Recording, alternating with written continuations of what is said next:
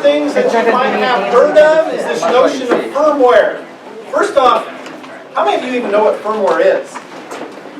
I mean, I completely understand, what is firmware. Who cares? I'm not even going to mention it. But there is a program to update the firmware on the robot.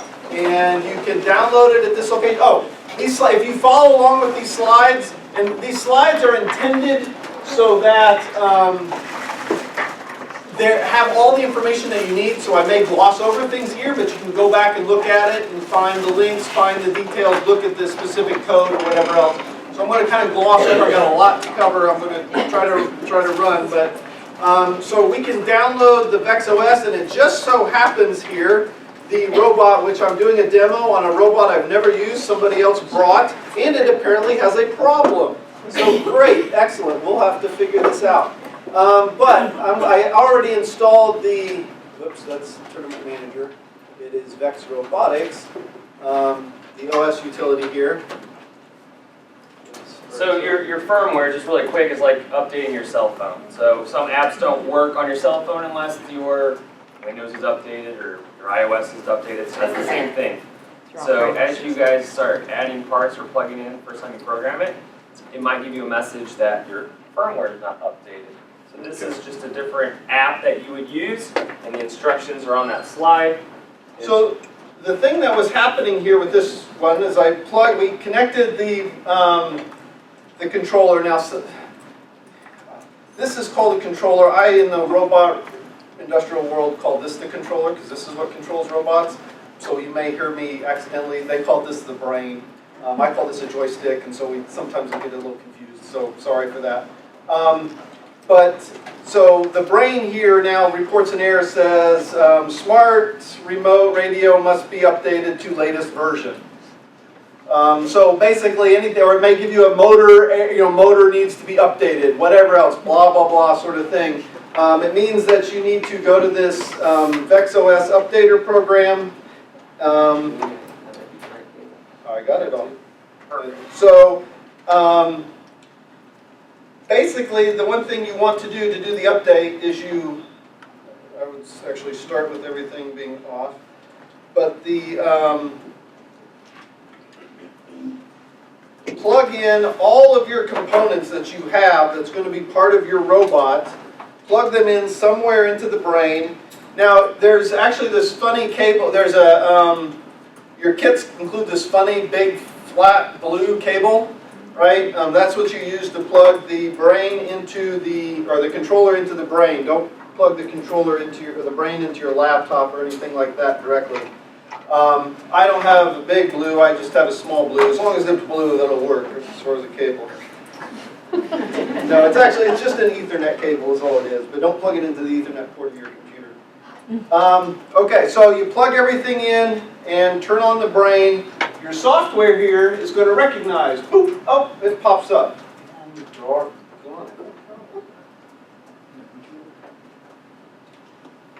It's because we're in front of a large crowd. Did you turn it on? Should we update the iOS and then see if it recognizes it? Yeah, do it twice. Well, so actually here's something that, okay. It is still saying that this needs updating. Okay, so let's update that first. Then when that's good, maybe it'll see the joystick over there. So, and sometimes you have to do this a couple times. So I'm hitting update. Now, what happened? This happens sometimes. It shut off on me. So it actually put in an update, tried to reboot, and it didn't correctly reboot. Just turn it back on. And again, this software is just designed that if it's plugged in, it's going to go ahead and see what's there and start doing things. So, turn it off again. There we go.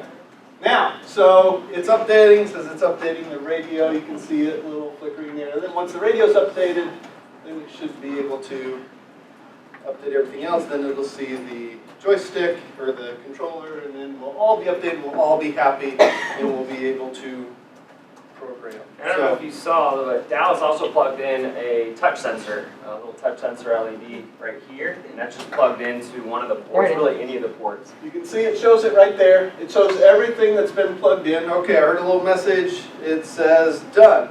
Okay, oh look, it shows the controller, even shows everything green. So magically, now it's all updated. It's a little bit funny, but it does actually do the job. So, and it's one cable, one plug. High school systems are way complicated and painful as can be. Any questions on the updating the, yeah? How often do you have to do it? I would do it every time you're about to program. Okay, this program here, you install this once. It actually goes out to the internet to check the basic stuff, okay? I do this before the season. I really don't do it unless somebody else tells me or if there's issues. I am, you know, I want tried and true stuff. They've released stuff that then, oh, that introduced other problems. Trust me, and I've had emails, don't do the update, it breaks, blah, blah, blah, you know, and then 3 weeks later they introduced the update to their update that, you know, okay, so definitely if it's like mid-season, you got something coming up, don't do it. If things are working, don't do it. But, you know, you may pay attention, you'll hear stuff on the forums and update or whatever else, or if you are having issues, you may try this. But definitely do it at the beginning of the season, okay? Yeah. The Ethernet is the brain to the controller, but brain to computer is Is connected the- to same Is cable? the USB, the micro USB cable that you use for programming and everything else. When you charge the remote controller. What I meant to do, jump in trying to be fast here, present this.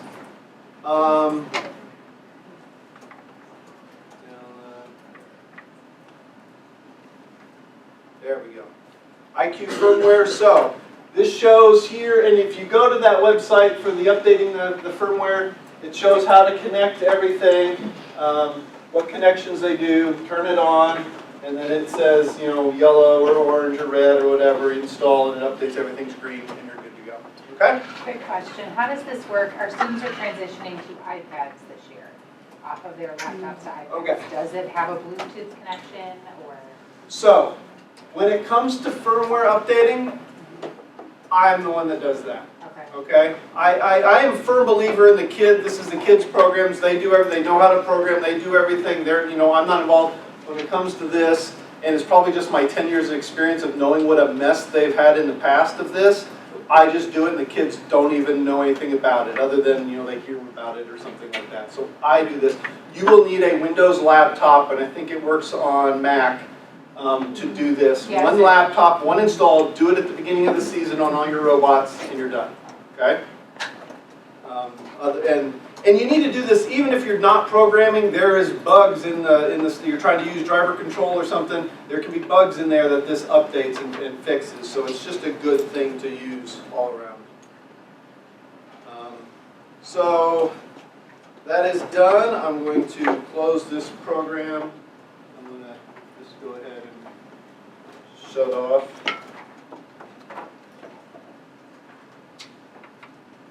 Everything there. Okay. So we've done firmware updating. Now, downloading ModKit. ModKit is available through vexrobotics.com. And you basically have to create a login to get in there, and then there's a software page that shows you where it is. There is also, we put it on the Google Drive. I saw you do it. Is it there under the shared Google folder I talked about at the very beginning? It's in there. Do you want to tell them why we're doing that? So it's in there, really easy to get. I'll reveal this right now. The bad news. Last night as Dallas was getting ready for this, VEX has removed it from their login website because they're going to the other software. But as you heard from Paul and Dallas, they're going to continue to use ModKit. I think you can continue to use ModKit. I think you should continue to use ModKit. But you might have to download it from a different source than VEX's website. So where you can get it is off that Google Drive folder that we had. Also, you can download it directly from that ModKit's website. So, well, anyway, yeah, it should be in our folder there under the programming section. Those two things, so you can install it there. Okay, when you install it, it's going to create a, you're going to have two things to install, ModKit Link and ModKit VEX. What is ModKit Link? ModKit Link is this behind-the-scenes thing that basically communicates to the brain, okay? It's something that's used if potentially almost kind of no matter what sort of application you're using ModKit, or if you're doing it over the web, ModKit actually has, you can do it online and create your programs and program it, and then it uses ModKit Link to communicate to it. But otherwise, basically install it, and that's all you need to know about it. After that, it actually creates two shortcuts on your desktop, ModKit VEX and ModKit Link, and everybody, all the kids are always, which one do I click on? Just delete the ModKit link. Okay, don't delete the program, which you probably can't do, but just delete the link. You don't need it. And it's in the start menu if for some crazy reason you do, but just, do you want to say something? Or? No. Okay. But otherwise, ModKit VEX is the program that you run. Okay, so the program that you run, which I'm going to go to Start Menu, and I'm going to go to ModKit VEX. You didn't understand what link is versus... No. Okay, I'll explain You it. didn't understand? I went too fast? It's okay. Hey, no, that's fine, please, definitely. So there's ModKit, and that's what we're going to use. That's the software to program. For whatever reason, they made it complicated, and they have the second program called ModKit Link. Without Link, you cannot connect your software to the brain. So it links it. So when you plug it in without Link, it's going to say, I don't see the robot. I don't recognize. It won't, it's like installing a driver for a printer. When you buy a new printer, you plug it in, sometimes it connects, sometimes it doesn't. So ModKit Link is allowing you to plug your USB and saying, oh, that's a robot connected. Okay? So ModKit Link is installing the driver to download the software. And it is so confusing and frustrating, but if you, on my website, the TechPoint.org, Robot Resources, I literally walk through, there's a video on there in the program that walks you through installing ModKit Link, and it explains that. The only thing you need to know is you have to install it. After that, don't ever, you need to run, it automatically runs with your system. And it's right here. It sits in your system tray in the bottom right corner. You'll never, when you turn on your computer, it boots right up automatically in the background. So you never know it. You just got to do it one time. That's why I'm just trying to ignore it, and if you see the link, just delete it. You have a question? How transferable is this to Robot Mesh? I know we don't have Windows at all. Robot Mesh is, this is going to help you. There's some differences with Robot Mesh and how we put code in, and I'll go through that. Robot Mesh has the same thing. You install a, I don't think they call it a link, but they install a driver. So then that way, when you go to the browser in your Chromebook or whatever else, then it is able to connect and talk. So One more question. yes, sorry. Well, I was just going to ask you if it was Chromebook friendly, but you're saying that you have to have the mesh in order to use it on the Chromebook. ModKit used to work on tablets. You could literally wirelessly program your robot with a tablet, but VEX killed that. So that's enough. So, Anyway, I think what Dal's getting at, a PC for your... they thought they were going to replace it with something else, and they never did, and so it's, yeah, anyway, so. Here's a quick question on it. So, like, I got it running on a Chromebook right here. But, so kids can sign in, do their account, and then sign on to a Windows machine, to the robot, and you'll pull up the program they designed here. If you do online, yes, if you actually program online, and that is a good point, and you can do that on any computer, they can write their program online, they just can't program their robot. And so there's some usefulness, but it just depends. I mean, at the end, you're going to find that it's really difficult. They really just need, because they're going to do iteration after iteration and back and forth. But yes, they can program, they can go home, they can go home and program it, and then they can log in here and program it. What I'm showing is the installed application, and this is different. And you can take the online one, download the actual file, and then open it up here in Windows and run it too. So basically, what it does, ModKit gives you a brain. This is your kind of your playground here to add all your components. On the left-hand side is a list and showing a diagram of all the components here. And so what you do is you go through your robot and you figure out what you have. So, every robot has a motor, probably. And let's see, let's start with the claw motor, okay? So I have this claw motor, and it is plugged into a port number 4. I'm assuming you guys have heard of ports. Just basically you look on the brain, there's all these numbers, it's just, you know, which one is which. So I got a claw motor and it's plugged into port 4, so I'm going to say this motor here, and I am going to select port 4 and plug it in, and there we go. Now, here's the thing, this is called motor. Now I have a arm motor, right? I drag it in, okay. Arm motor is plugged into port 10, it looks like. Port 10, okay. So this is, wait, what motor was this? This is motor and motor 2. Well, this is annoying. So the great thing about ModKit is it gets you over here and you can change this name. Look at that. Let's call it Claw. C-L-A-W. Excellent. Now, this is what is the gold of ModKit, okay? This is what nobody else has figured out and really reproduced. But what do motors do? Motors spin clockwise or counterclockwise. That's all a motor does. What does this say? Well, this says forward and reverse. Well, that means something, but that doesn't even mean is forward clockwise, is forward counterclockwise. What does that mean? All these other programs and interfaces just say, move the motor forward. Well, what does forward mean? I mean, so at least this gives you a diagram here of what, you know, forward is. In this case, forward is counterclockwise. But better yet, I can change this label right here. And I can look at the motor, and let's see here, okay, I got this motor, I'm looking at it this way. So, when that thing rotates, it opens, okay? So I'm seeing that, this thing goes. So you have the kids sit there, and okay, so when the claw opens, does it go clockwise or counterclockwise? And I can see here, the little gear, it turns counterclockwise. So, I am going to call this open. And then that by default means close. Okay? So now, from now on, in your program, everywhere you go, you're going to tell your claw to do what? Open and close. That makes sense. Telling your claw to go forward doesn't make sense, right? So this is the great thing here about giving these directions labels. So that way your kids forever, because again, last minute, they're in a tournament, I just need to make this change to the code and tell it to, you know, the arm to go up here, whatever else they do it, they go run to their match, they do it. Oh shoot, I meant to say it to go reverse, not to go forward, you know, as far as for up and versus down, because they didn't remember it. So this stuff here helps great.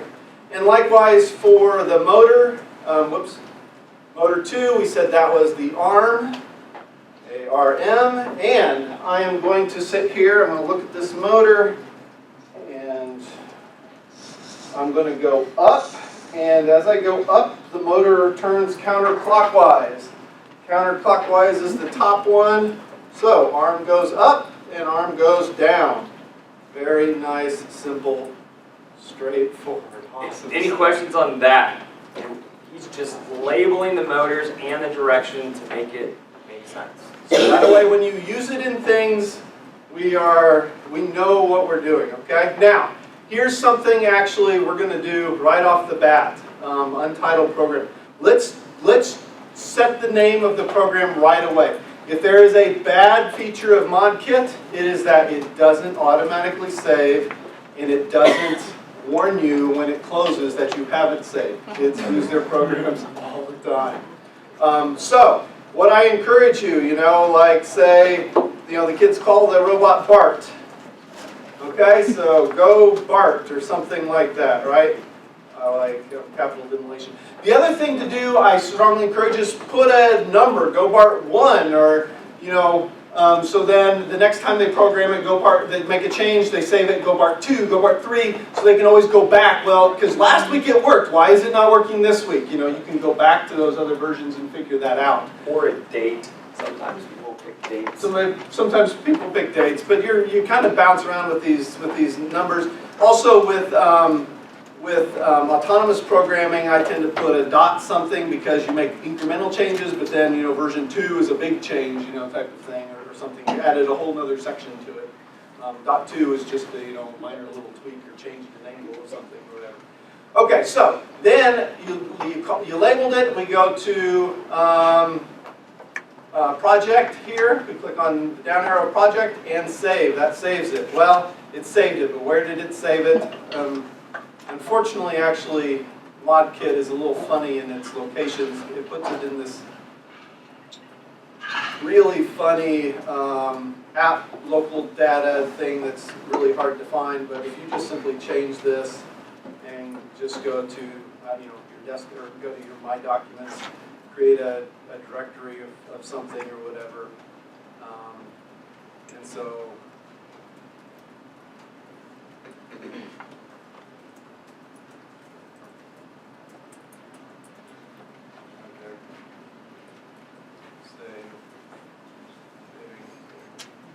So, that's what I'm saying, it's almost kind of funny when I was dealing with that. Browns. Oh, I know why. I have something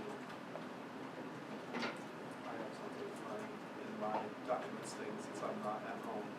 That folder doesn't exist. So, I just put it on my desktop for now. I don't really recommend desktop, but maybe you have a subfolder that things like a desktop or something like that. That's fine. Claw, arm. What else do we have with robot? Oh, we have a controller. Okay, so we add in a controller. We have the other thing that's simple to use is there's a thing down here called the Drivetrain. So we can use this instead of individual motors for left and right. Now we have to select our motors. We come over here. I got to figure this out. Left one is in port. Lighting is bad. One. And all he's doing is he's looking at the left motor, he's following the wire, what side is it plugged into? When you build clutch, the instructions tell you, based on the pre-designed driver control for the brain, what motor to plug him in. Who cares what the instructions say? Plug them into what you want, change it here. You can make it whatever you want, okay? You're not constrained now to some of these things of, oh, this one has to be here, this one has to be there. Just plug it into whatever it is or whatever's convenient, which side works.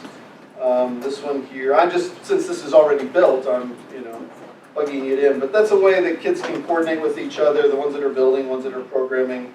So port 12. And I was pointing out, you've probably figured it out, but what I really thought was neat is as soon as you plug them in, it tells you that's 1, that's 12. It corresponds up here so you can see what available ports you have.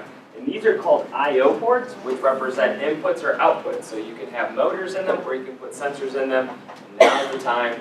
Dallas is creating or defining port 1 is hooked up to a motor. What motor? It's a drive motor. That's why he was leaving this. Okay, so yeah, here on the thing, specifying the name, giving the name of the component, specifying the directions. Okay, so we added a controller here. Now that we added a controller, you can see here, there is this little joystick or controller symbol that popped up on each one of these motors and these different components right here.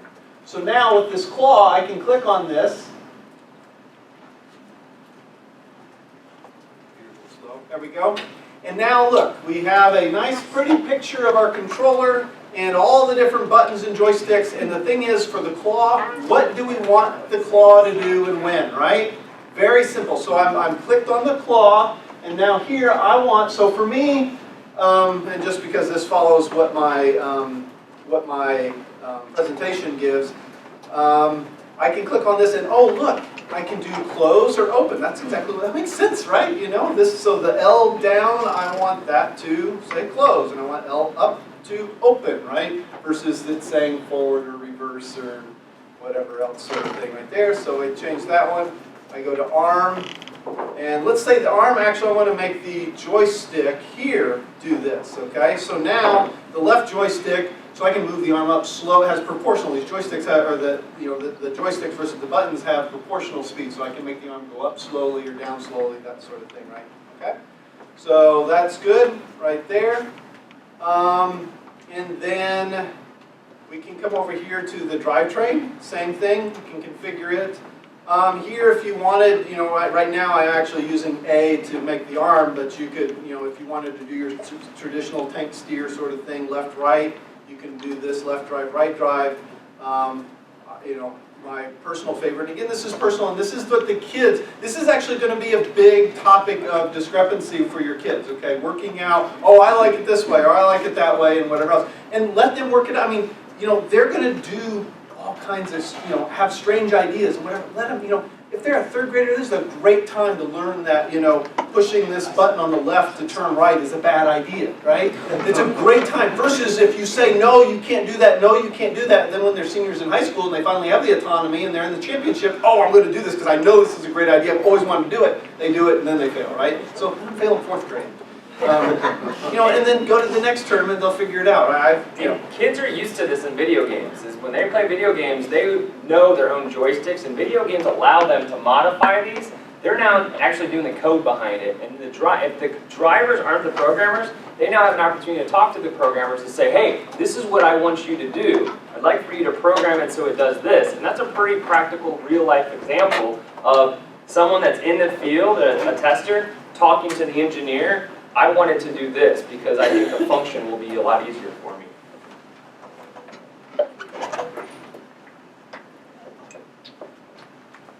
Okay, do that. Now, so we got this.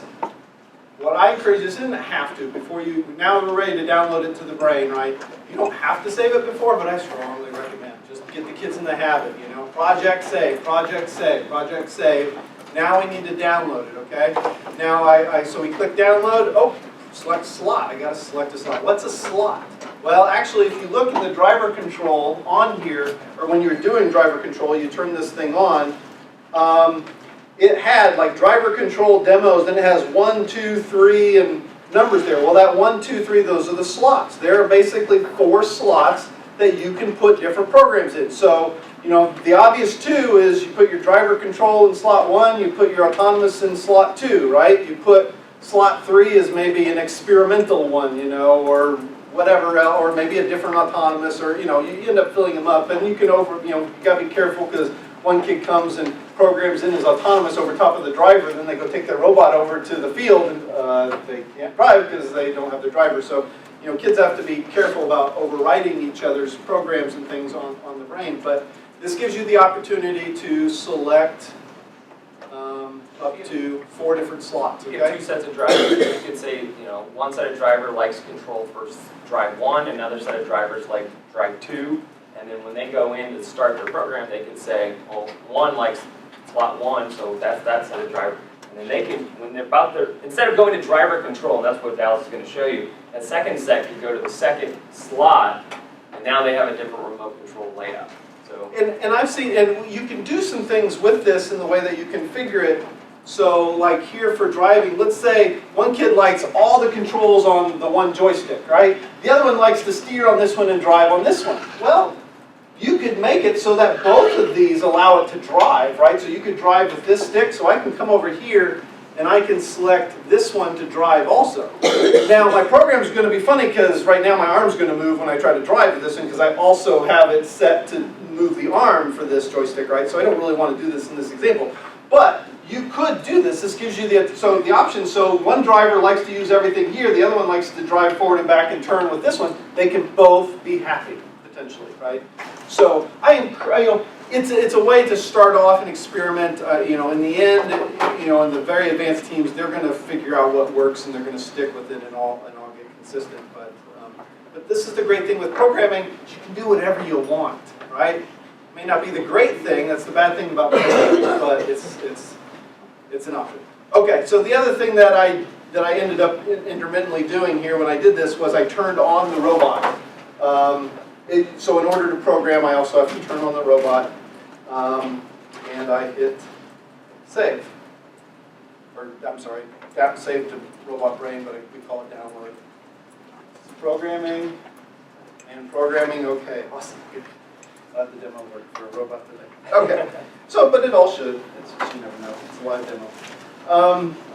So now I have this program on here. I can actually right here in the software hit run and play. Okay.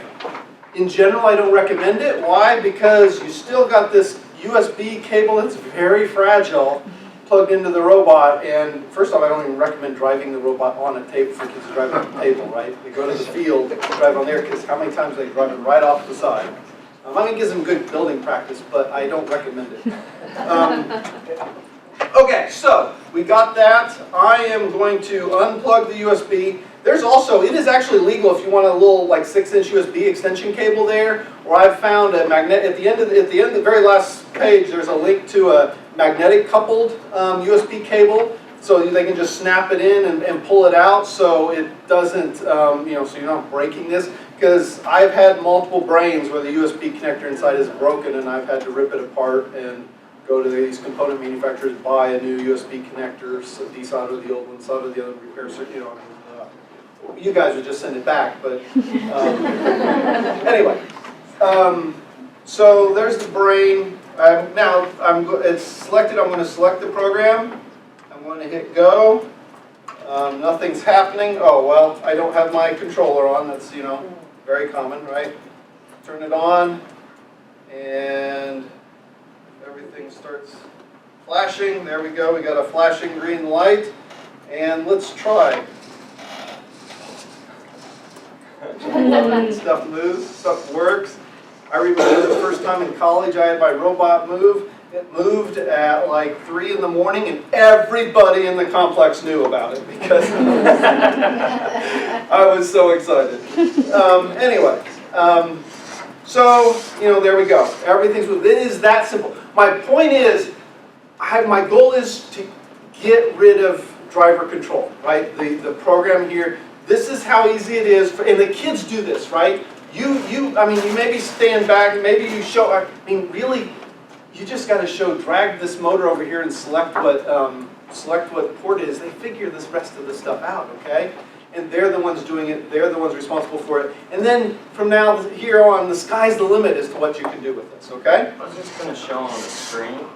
You won't be able to see this, but when you write your first program, most people don't see this if they never programmed it, but remember when you turn it on, you get to that screen where it says driver control, you have to hit the arrow down and it actually says 1, 2, 3, 4. If you've never programmed before, those are 4 blanks. There's no code there. Well, right now, it says go Bart 1. Is that from The Simpsons? They called this, I don't know, and the thing I said Bob in the demo, I don't know, so whatever. The kids get to name their own program, right? They can call it whatever. Slot 1 right now says go Bart 1, which corresponds to the very top of his program right here where it said go Bart 1. And so that's what he selected instead of driver control. I have had teachers do all this coding, go to driver control, and they're like, it's not doing anything different. I'm like, the driver control is pre-programmed. That's the other nice thing. If you're nervous about coding, which you shouldn't, like let the kids try, let them fail, is that driver control, which is the pre-programmed setup that you get out of the box, that'll never go away. You can't screw that up. Like that's there by default. It's always there. I wish you could delete it, but I know. That means you can always fall back on that as a backup plan. But what Dallas is saying is he's trying to push you in the deep end and let you start figuring out how to swim. And then yes, that's my point is, do not select driver control now. When you've programmed the kids into selecting driver control, don't do it. They need to select their program, okay? Select, in this case, Go Bob, or I call it Go Bart, or, what it may be autonomous Bob, or, whatever. So, there we go. Great. Questions up to this point? Congratulations. Good job. Yes, questions? Am I going too fast? I'm trying to get a lot covered. I'm sorry, but I really good job. want to make you guys feel comfortable about doing this. That's my goal, okay? I would say I've seen a lot of first level programming. That was probably the best I've ever seen, Dallas. That was a very good job, Dallas. So we're about 25% through here. And you have 30 minutes. Now you're going to start getting the whip out, huh? All the rest of the day. 30 minutes really means like 45 in all of our worlds. So, we got the robot. It moves. I push this down button. I've turned it off. It's not connected right now. I'm not. Stop my program. Yeah. There we go. Okay, start the program back up. Okay. Now, one of the things I wanted to do here, just for demonstration purposes, because this frequently happens, I move the arm up. I move the arm up, and it falls right back down. You guys have this problem? Anybody ever seen this, right? Okay, that's a problem. Let's see here, what else? Well, so the claw works good. I don't have a ball here to actually demonstrate, but okay, that's good. Let's drive forward. Oh, wait a minute. I put the stick forward. Yeah, there we go. Put the stick forward, it goes backwards. Okay, I turn left, it goes right. Okay, so that's wrong, right? Uh-oh. So, there's going to be problems when you write code. That's just the nature of it. Things always aren't exactly what you think or thought or whatever else. Actually, let's start with the arm issue. So the arm falls when we let the button go down. Well, there is a setting in the motor. So we go over here, we go to arm. I'm going to click on arm. Notice these tabs up here. These tabs change as I click on the different components, okay? With this arm, now over here I have robot. This is kind of defining what's in the robot. And here's my blocks of code that I can click on and write code. So now here's all those code things.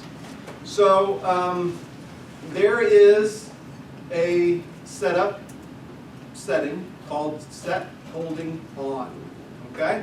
Right there. And what that means is, and it's just something you have to know, is it means that when you tell the motor to stop, do we go into a high impedance, like easy to move around, right? This is, there's a lot of times you want this. This is a dead motor, right? This is a nice dead motor. You want it in a stop state. But for some people, stop might mean, I want you to like not allow it to move, okay? So that's what holding is on. So now, when I tell this joystick to not move, I mean, or when I say stop, which is basically go 0, it's going to say, well, you want to stay there, I want to hold you there. So it's going to hard stay you there. There's positives and advantages to that. One is it's easy to break your robot. It's easy to leave it in a state where it's trying to hold something and it's producing a lot of torque and heat and blah, blah, blah. But now that we have a program, we can make these changes and customizations. So I set holding on. I'm going to do what? Project save. And I'm going to plug this in. Okay. And I'm going to hit download. Don't forget that. Sometimes the kids forget to do that. It didn't work. And so then you say, well, then make a really big change, an obvious change in your program. And then, well, yeah, it's still not doing it. Well, oh, look, you didn't even, you forgot to program or you forgot that, this or that. So I'm going to hit just play this time, okay? So it just automatically plays it. And now I move the arm up and it stays. Nice, okay? Obviously the rubber bands added enough counterbalance weight to where it wasn't necessary in this specific application. But many times that is an issue, so I wanted to show it. Okay. Next thing. Oh, the claw drops the ball. Well, what can you do? You can do the same thing as far as now. If we go, let's go back here. Let's go to the claw tab. Notice that one's blank. Okay. Each one of these different tabs have a different section of code. So I could go in here. Let's say maybe the claw wanted to do the same thing. Here's something I didn't mention. There's the when start. So a program starts its sequence, has to have a beginning, okay? And when start is like literally when you hit the start, hit the checkbox on here, that initiates a when start. So when start, what do you want it to do? I want it to set holding on. Now when you start having a bunch of other program, code in here that does this, tells the motor to go, tells it to go forward, reverse, blah, blah, blah, blah, blah. Do I have to always set holding, tell it to repeatedly set holding on? No. Once I've turned it on, it'll stay on. It's just if I change it somewhere else in the program and tell it to turn off, I have to remember to turn on. Just likewise, if I set the power, set the velocity, any of those types of things, it will. You only have to do it once, but if you're doing it in multiple places, then you have to remember to undo whatever you do there. So, like for instance, here with the claw, for example, a claw, I'm going to tell it to turn holding on because I want it to.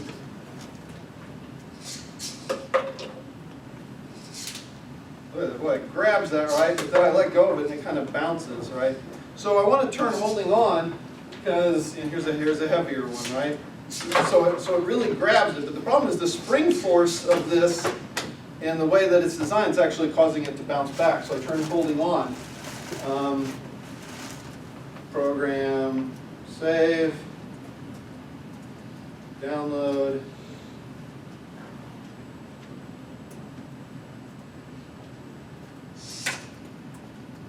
There you go. That is good because it shut off the program and now it's ready to, I'm gonna hit play. It's staying in the same slot, that's not a different slot each time you. Yep, stayed in slot, see underneath there it says slot 1, right? So it's, as long as I, stay that, it'll stay selected. You just got to do it once when you open up the application in that program sort of thing, okay? So let's move the arm up a little bit. So I'm going to grab onto the claw now, grab on, look at that, nice and hold. Now, here's an issue. Actually, sorry, I jumped in. You're taking a motor and you're stalling it, okay? You're grabbing a hold of something and you're saying you can't go any further.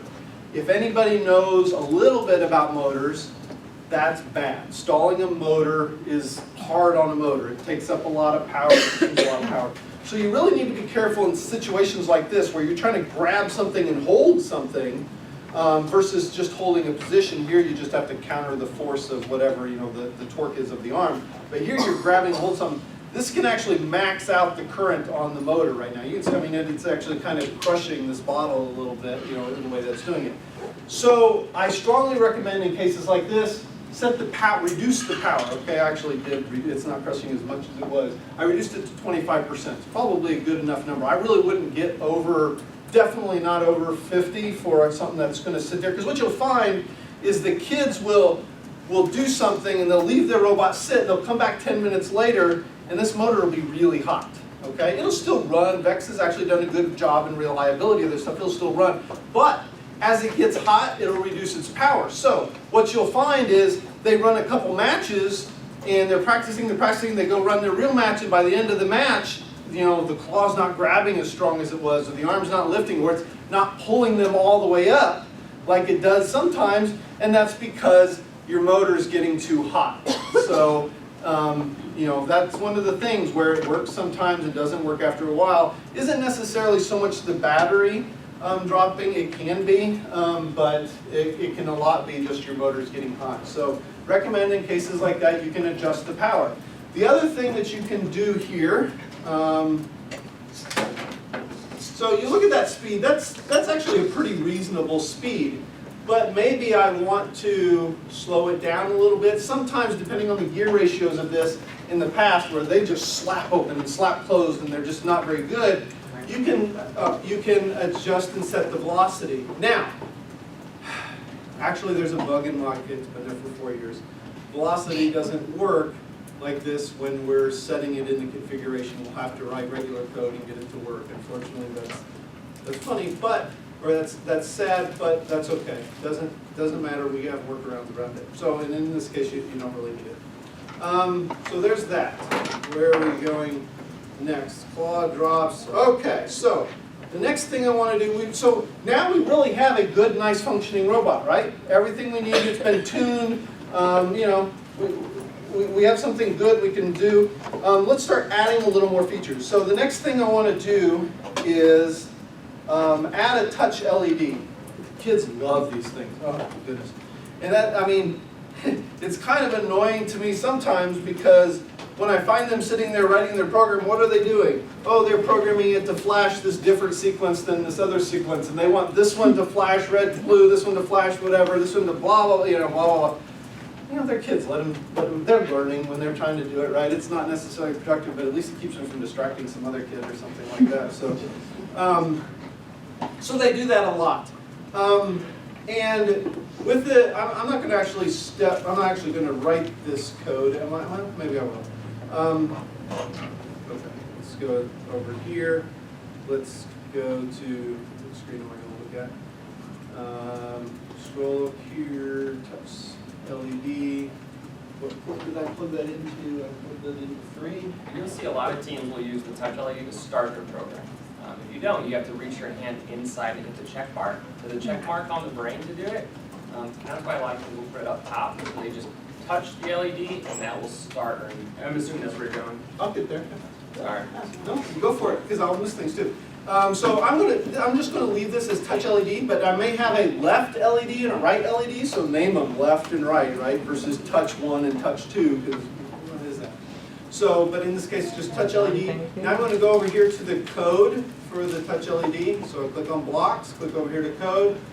First thing I'm going to do is when start. Grab that one. And then up here in setup, I'm going to set the color. Let's set the color to red. I like green. Green's a great number. Red's bad, right? Let's set it to green. How about that? Okay. Now, yeah, I'm not going to spend the time because but frequently this is what the kids do. They run their program. It doesn't turn. I tell it to turn green. It doesn't turn. You know, I tell it to turn green. It's not turning on. And it's like, well, listen to what you just said. You said for it to be green, but it's not turning on. Did you tell it to turn on? And you look, oh, yeah, okay. So you got to tell it to turn on too. So you can set the color, what it's going to be, but you got to tell the thing to turn on or off right there. Now, this is a great little program right here. Awesome. Why? Why do I like this program? How many times do kids run up to the match, they set their robot down, they say they're ready, the buzzer sounds, oh, you forgot to turn on your controller, right? Or you know, the brain's not turned on, they're not turn on. Or they forgot to turn on their joystick or their controller. Like I said, I'm sorry, I get tongue twisted on those two. But in this case, boom, look at that. I'm sorry, I hit play already. So this green light will turn on only when the program is running. The program's not running now. Also, watch this. I'm going to turn off the joystick, which actually, so I turned off the joystick, or the controller. I want to run the program. Good, we're ready to go. The program actually doesn't run until all the devices that's in the program is connected, which one of them is this controller. So your green light's not on. It's not ready. The kids, know it's not ready to go. So turn on the controller, and there we go. We're ready to go. So it's a great little indicator of that. Another little application you can do right here on the side, I won't go into detail. Here's some code. Write your own 60-second match timer. Okay, look at this. This is the great thing. You don't need to pull out a phone, which is a computer. Somebody wrote a program to do a timer, right? Well, guess what? They got their own computer, and they can write their own program to do their own timer right here. Basically I have a little delay from when you touch the button so they can say, get ready, okay, touch it, 3, 2, 1. It will turn green, it delays 25 seconds. Then during the transition period, it flashes between green, blue, green, blue, green, blue. And then it goes all blue so they know, the green driver, the blue driver. And then at the end it turns red, done, okay? Boom, how many people hate messing with giving out their phone or giving the kids their phone so they can run their timer, do their matches? So you just, they got a program, they got a computer. Competitions too, like, can that be left on? Or? You can, but it's meaningless, so I would not recommend it. Okay. Right? Because what matters is the timer, and I would really make sure that they're doing that, because the refs don't care what your little LED says, and they may not be in sync. So I would but for practicing, this is great, right? Okay. Display. So real quickly, there's also a display tab over here for the brain. Okay, we can, when start, go to setup, and we can say, hello, let's say, we want to say, oops, can I spell? B-A, you don't have to type, B-A-R-T. Val, did you already talk about how the functions and commands change from output to output? How brain is different when you're in Nope.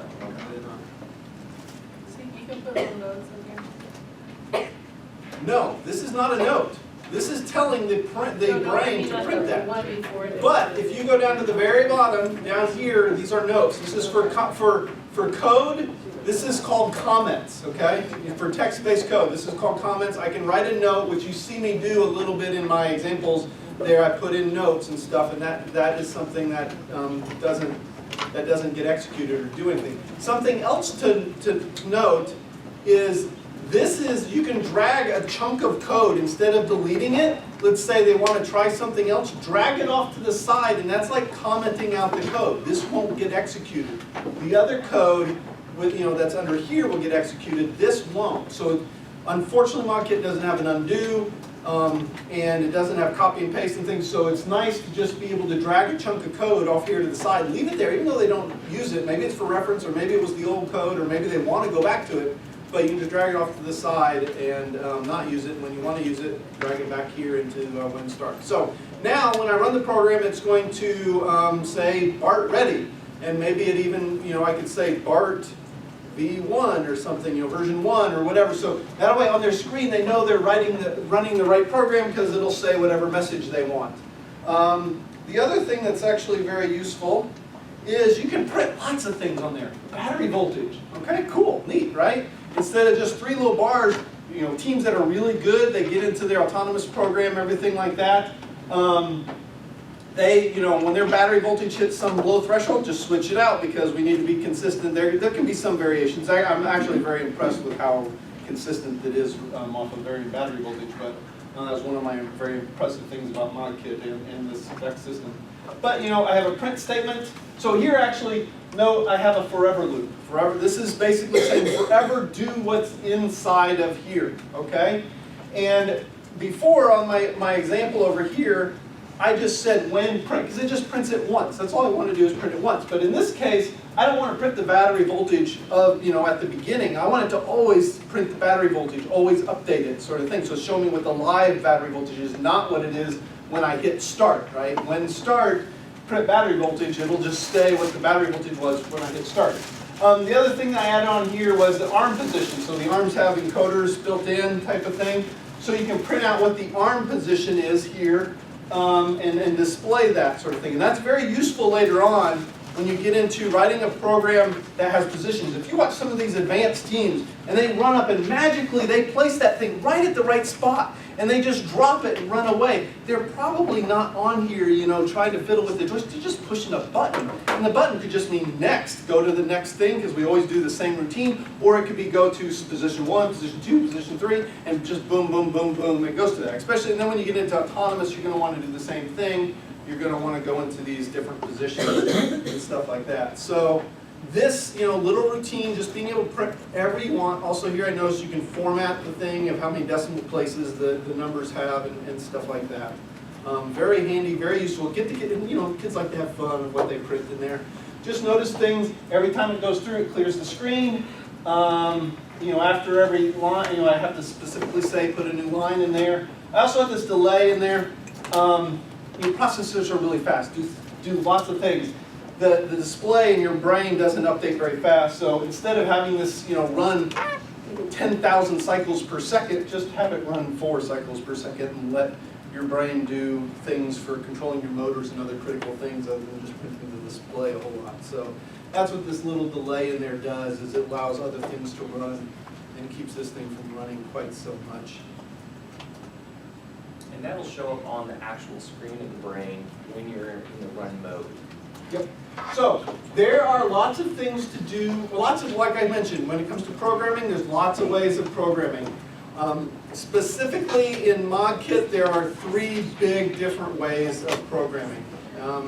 There's the controller configuration way. We talked about this. This is what we've done. For that joystick, this is what we want these buttons to do, okay? But there are other options, and depending on how complicated you want things, you can make your program more complicated to do more complicated things. I strongly believe in the KISS method, right? So, I have plenty of 8th graders that are state champions that have some or most or a few anyway, motors still controlled by this because it's working for them. They didn't need to do anything special. Maybe they need to, like I mentioned before, you can't set velocity in here, right? But it does work when you do this. Well, let's look at this. Is called event-driven programming, okay? So I can do the same thing that this does in this way. So I say when start, set holding on, do my set velocity, do my max power, all that stuff you've seen, right? But now over here, instead of when start, when controller button L up is pressed. Very simple, right? Very simple sort of code. What do I want to do? I want it to spin open. Very simple. When controller button L up is released. So when I press it, I tell it to open. When I release it, what do I want it to do? I want it to stop. Okay? Maybe I want it to stop. Maybe I don't. Maybe if I set the power really low, maybe I can just let it, flex its muscles the whole time. And that, sometimes that's a useful way of doing things.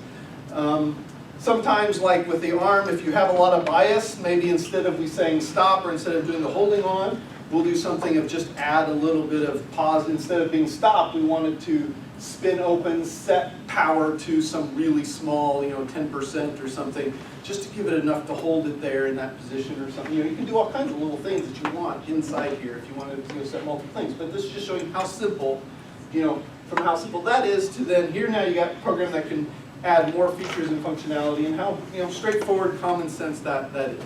Then the next step from there is loop control, okay? So here we have the control configuration, event-driven, and now here we still have just when start, but then forever we loop over here and we check the state of these buttons, okay? So, same beginning here, but then if controller button L up is down, what do I want to do? I want to spin. Else, so if that one isn't down, then I'm going to check if the other one is down, and then I'm going to spin closed. And then if neither one of those, I'm going to stop. Okay? Again, very simple program, but maybe now you have a limit switch in there, or you have some other functionality you want that you can put in here. So if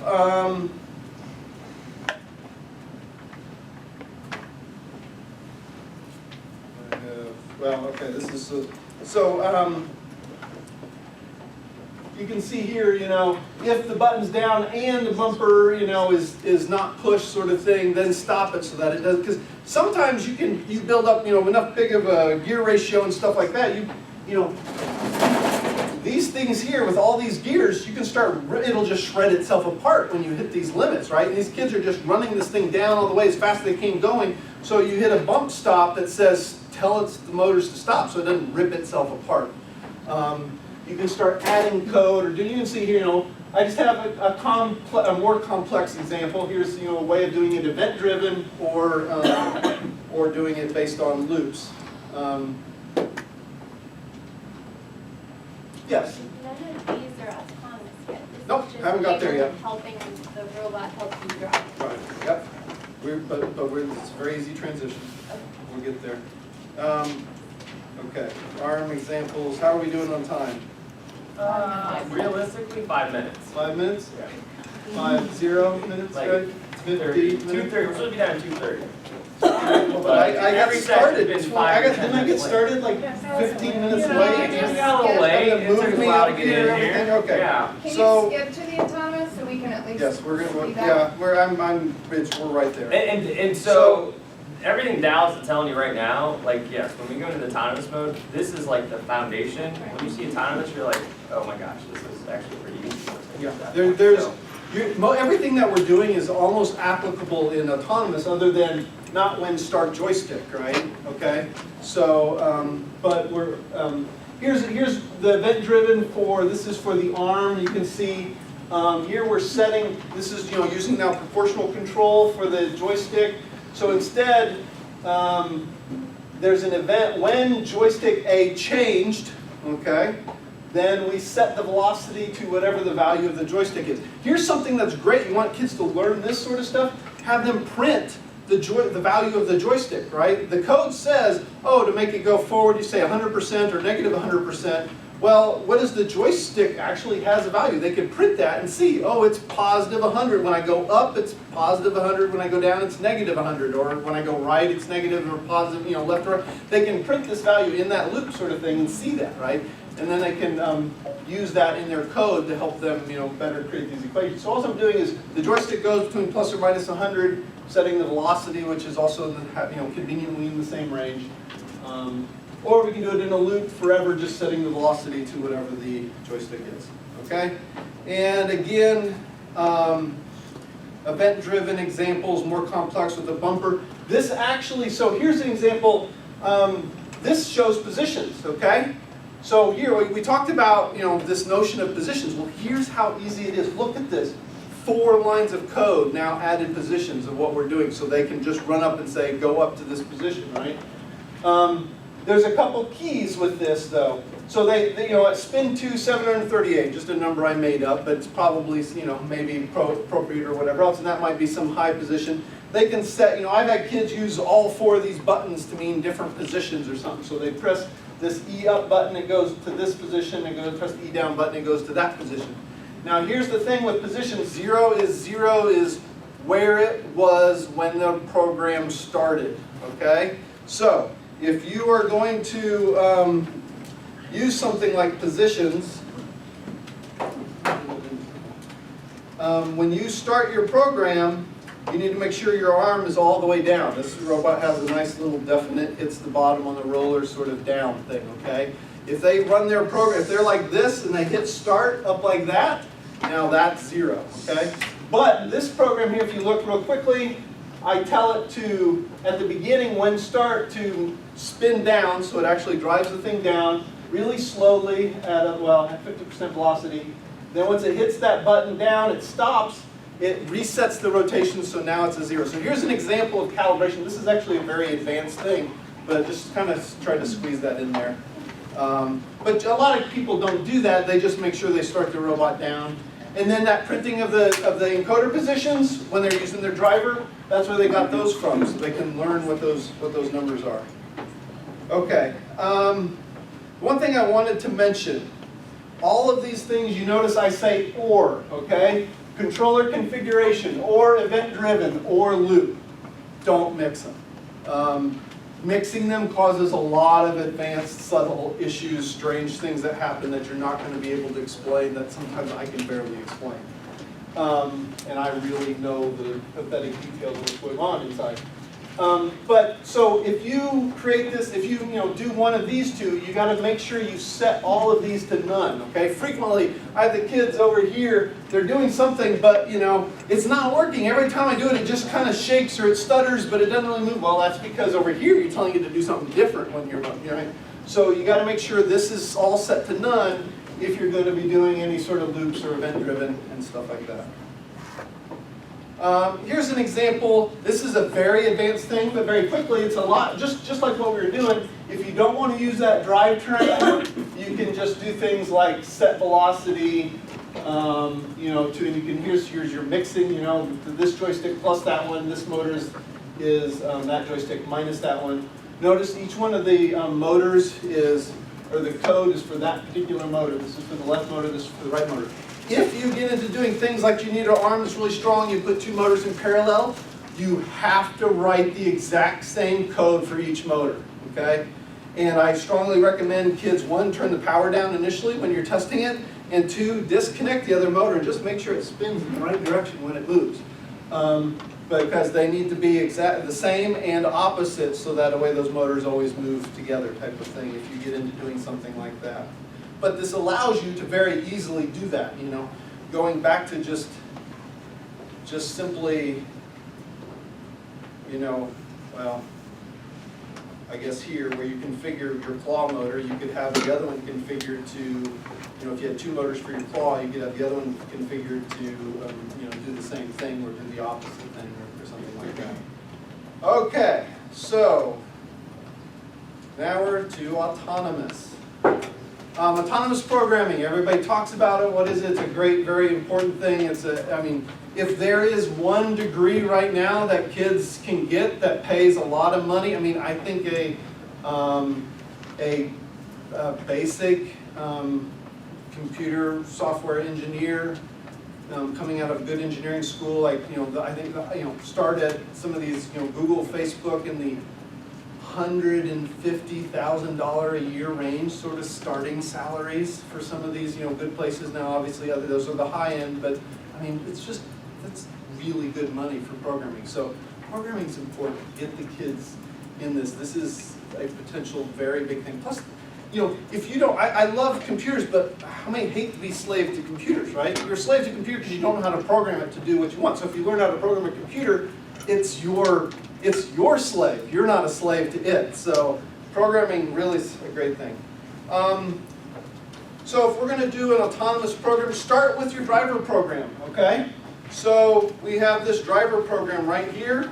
I want to make an autonomous program. How am I going to do that? I am going to delete the go, and I'm going to say A-U-T-O. Okay. There's my autonomous program. First thing I'm going to do, let's just do project save. Now it doesn't actually work yet, but just get in the habit and how it's saved, right? Okay, so first thing with an autonomous program, we do not have a controller. Get rid of the controller. You actually need to get rid of the controller technically because you're not supposed to have your controller on when you're running your autonomous program. You're supposed to have it with you, but not on. And your program won't run if your program says, hey, I need a controller. So getting rid of that means I don't need a controller. Notice also then all these other things went away here as well. Now, all that other, however, the code, oh, we didn't write any code. Some of this code examples, like where we had the controller button, oh, I tried last night to figure out how to get this thing off the screen. It just comes and goes willy-nilly all at once. So these things where it says controller button up, down, you know, or whatever else, or when controller, that stuff will still exist in your code. When you try to compile it, it's going to give you an error. It's going to give you some funny error. And it's basically because you have code here for something that doesn't exist. So you need to delete those. But we will be changing this to other things. So,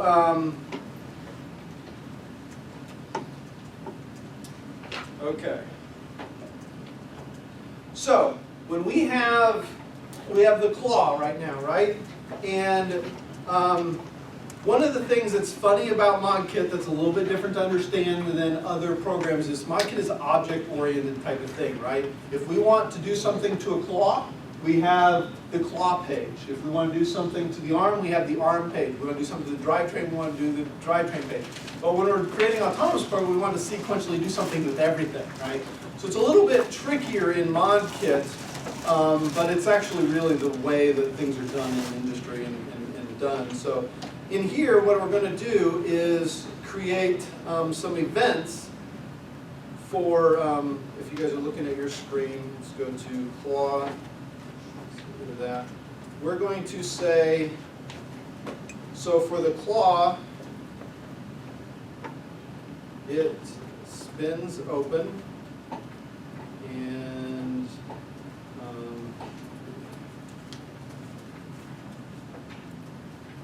it spins closed. Spin open, spin closed. Okay? Now, instead of when start, we're going to create something, say new here. This is an event. We're going to give it our own name. Say when claw open. And then create that event. And then we're going to go over here and say when, let's create a new one, claw closed. Okay? Create event. So now I just created these events called claw open and claw closed. And anywhere in my program now, I can say, under here control, I can say broadcast. Anywhere, and I'm just showing you right now, but right here broadcast, if you notice, oh look, there's claw open and claw closed. So I can broadcast and say, hey claw controller. So here's what I'm doing over here, the way you think of the object oriented. This guy here, he's in charge of the claw, okay? Because you know, everybody knows having two bosses doesn't work, right? You got one boss telling you to do one thing, one boss telling you to do another thing. That's why we have the object-oriented programming here. One place where you tell claw to do things, okay? So, you're in charge of the claw. You're the claw guy, okay? You make sure the claw does whatever it's supposed to do, doesn't do anything illegal, doesn't do anything, you know, whatever it's supposed to do, right? I'm over here, I'm going to be something else, you know, whatever the brain or whatever else, and I'm going to say, hey claw, open. And you're going to know what to do. He's going to do everything that he needs to safely do to open that claw, right? So that's essentially what we're doing right here. I can stay open, right? Because I don't have a brain. See right there it says holding on, right? Holding on. Holding on, right? For 5 more minutes. There we go. Okay, so ARM. ARM is somewhat similar, but what we're going to do with ARM is real quickly, I am just going to create two positions. I'm going to say new, and you can call these whatever, up, down, or arms on. I just like position 1, or let's say just position 0, create new event, and position new. What Dallas is doing right now is not much different than when he was assigning to buttons, but we don't have buttons. We're doing it autonomously, so he's just assigning essentially autonomous buttons. that he can refer back. And so if you look back in the other code, when we did our things, we would say spin to for position 0. We want to spin to say probably 0. I mean, it can be whatever you want it to be, but you know, in most cases it's going to be 0. And this one here is going to be, I'm just going to make up a number and call it 450 or something like that, since I actually didn't write the code to reprint that whole thing. Okay, so now I have position 0, position 1, and I can, you know, you're the arm guy, and so when I say, you know, go to position 0, you say, hey, I know what to do. I'm going to spin to 0. Okay, so that's what it does. Now we go over here. Let's see. Where am I at on my things? Position, arm, blah blah blah. Let's always start. Yeah. So the positions we need to make sure we start in the same thing. And so now we're ready to actually create our autonomous program. We go over here to say drivetrain. Drivetrain is the easiest place to kind of do this. And what you'll find is a lot of people will come in here and say when start, and they'll tell their drivetrain to do something. So let's say output drive forward.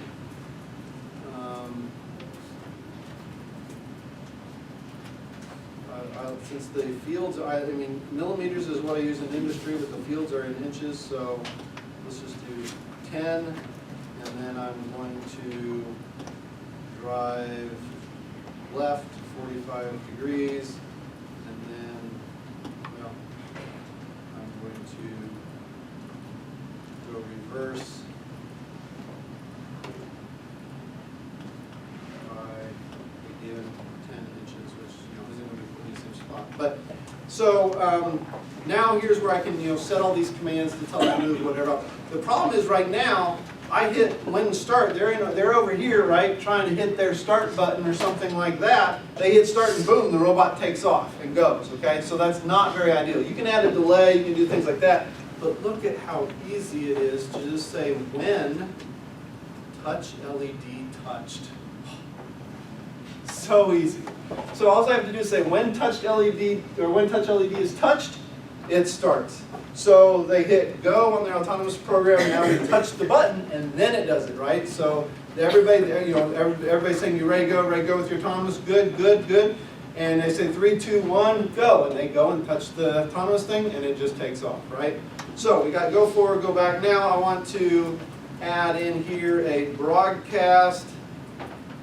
Let's say go to position 1, and I'm also going to broadcast claw open, okay? So, now, here's the thing I want to be careful of. This is set to slot 1, and we want to change this to slot 2, because I don't want to override the driver program. If you do, you can always just go back to load your driver program, and I'm going to time really quick. Everything Dallas has done up to this point, he did in an order on purpose. He assigned the motors the correct name. He assigned directions the correct name. He showed you guys how to program it to a remote. And if you do all of that, or your students do that correctly in the right order, it makes this part so much easier, because as he was saying, you could say position 1. We know what position was based on what he is. Claw open. If you remember from the very beginning, like forward and reverse, like it's very confusing to try to remember what does that mean. What is motor 1 versus motor 2? If you take the time to set this up, it took us about an hour to get there, that is going to make this so much easier. Sorry. in this position 1, position 2, maybe you have, you know, floor, and one's called, you have a position where you drop the ball, or, you know, whatever you call ball drop or ball pickup, or like we had, some of the kids had, like, for the hub, they said arm, you know, up and arm drop, or, you know, whatever, and the drop was where it dropped the hub type of thing, and, you know, these different positions are drop high, or for hang, or, you know, they kind of gave them useful names for there too. If you do these positions, it's a great way to document in their engineering notebook, draw out a little stick sketch of position 1 is this, the value is this, the, you know, and blah, blah, blah, so they can always refer back to that. Okay. Do this, wrap it up. So this file, is the file into down. here. Did you say so? I'm almost halfway done here. Right? We're just getting into the good sauce. I know. Okay. I think we need to have like a webinar just for Dallas. Yeah. Where we can hang out all night online. Project. Just throwing that out there. I really debated about putting my contact information in this. I'll send it to everyone. Okay, autonomous on there. What are we? We're going to disconnect the program. Now, again, don't do this. Don't have the kids do this on the table. I don't even really like the floor just because the floors are dirty. Then they pick up all the debris on the wheels, and they get in the fields and whatever else. Go put it in the field, you know, that sort of thing. But anyway, I'm going to hit run, and didn't go anywhere, right?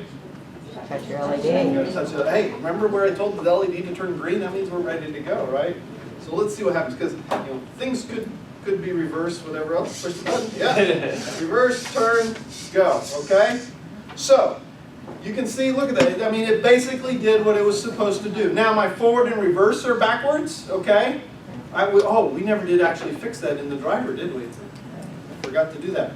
Let me just real quickly. So, sorry, I get ahead of myself a little bit. Yeah, you have a question? Yeah, does it do all of those commands in sequence or simultaneously? In sequence-ish, okay? Here's the thing. Okay, let's, because you bring up a great question, okay? Right now, let me do, the code. Okay, so here's the code. Drive forward, turn, drive right. These are called blocking functions. It does it, and it doesn't go on to the next function until it completes it, okay? Now, what is this command? Is this command a go to position 1 command? No, it's actually a broadcast. It's a position 1. How long does it take me to do that, to say that? You know, computer's instantaneous, right? I say, claw open. How long does it take me to say that? It does it instantaneously. How long does it take to open the claw? Well, maybe that takes some time. So, if I need to wait a little bit here, and if you look in the autonomous program, you may have to put some weights inside here before I then tell the thing to drive in reverse, right? Okay? So, if you need to move the arm up and then drive forward to drop it off, you need to wait for that arm to go up. And the simplest way to do this is just add a delay in there. Let's say it's the arm going up takes 1.5 seconds, okay? Get these down. Get these down as quick as possible. You're trying to do as much as you can in 60 seconds. So you do have to add some delays in there to be able to claw open. Claw out. That's what I want. Claw out, right? Okay. No, you. Okay, so. You're attacking me. Weren't you attacking me? I am trying to. Okay, so I was attacking back. Out of the room. So you do have to add delays for those broadcasts. You allow the broadcasts to happen instantaneously. But you can see from there, you can very quickly get into a set of sequences of claw open, move forward, drive left, close, that sort of stuff, right? And now that's all there is to the autonomous program. Okay, some recommendations here. Change location of ModKit, we talked about that. Teach students to save and add revision numbers. Sensors. There's the gyro distance. You guys want to tell you just brief explanation of what they do. Gyro measures rotation. We gotta go. We're like way Those over. are advanced things. I will send out a lot of information on this. I'll see if I can get Dallas to commit maybe an afternoon where we do a webinar and record it. We're like 15 minutes over. Even Dallas.